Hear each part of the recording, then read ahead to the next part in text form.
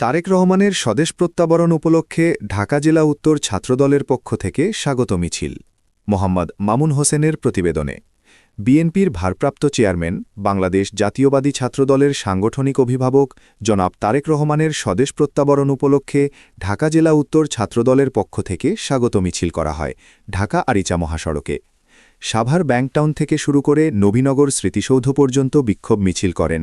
স্লোগানে স্লোগানে উৎসবমুখী হয়ে ওঠে ঢাকা আরিচা মহাসড়ক। বিস্তারিত ভিডিওতে।